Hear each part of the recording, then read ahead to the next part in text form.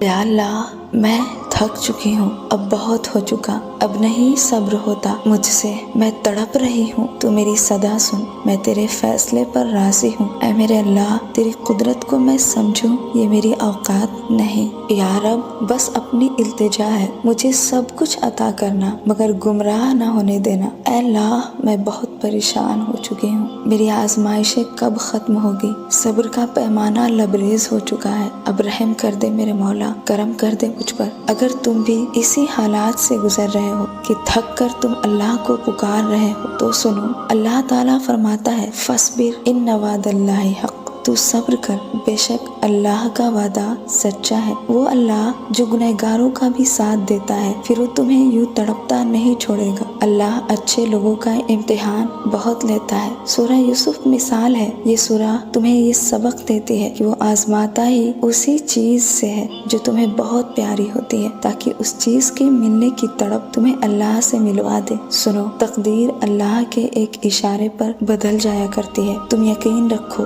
جان لو، جب بندہ یقین کی ڈور اللہ پر چھوڑ دیتا ہے تو پھر اللہ اپنے بندوں کو کبھی رسوا نہیں ہونے دیتا۔ اللہ فرماتا ہے سب کو چھوڑ کر اندھا اعتبار کر لو مجھ پر، میں اپنے وعدے کا بڑا سچا ہوں۔ جب تم تڑپتے ہو اور اللہ سے سوال کرتے ہو تو یقین جانو تمہارا ہر دکھ تمہیں اللہ سے قریب کرتا ہے اور تمہارے مقصد کے قریب لے جاتا ہے، کیونکہ بہت قیمتی ہوتے ہیں یہ دکھ جو تمہیں جانماز تک لے جائے۔ اگر تم بھی اپنی آزمائشوں سے تھک چکے ہو تو پریشان مت ہونا، اللہ اپنے بندوں کو مسلسل تکلیف میں نہیں رکھتا، راحتیں جلد نصیب ہوں گی انشاءاللہ۔ تم جب پکارتے ہو نا یا اللہ مدد، اب میں تھک چکا ہوں، تو پھر وہ رب تمہارے اس پکار کو کیسے انسنی کر سکتا ہے؟ وہ سنتا ہے، دیتا بھی ہے، ہاں مگر اس کے فیصلے میں وقت ہے، تمہیں انتظار کرواتا ہے تاکہ تم کو مزید مضبوط بنا دے، ورنہ اس کا کام تو یوں کن فیکن سے ہو جایا کرتا ہے۔ تو ذرا سوچو، جو رب تم پر اتنا مہربان ہے، جو تمہیں کھلاتا پلاتا ہے، جو گنہگاروں کا بھی ساتھ دیتا ہے، تو پھر وہ تمہیں تنہا کیسے چھوڑ سکتا ہے؟ تم اس پر بھروسہ رکھو، ایک نہ ایک دن وہ تمہارے سارے غم دور کر دے گا۔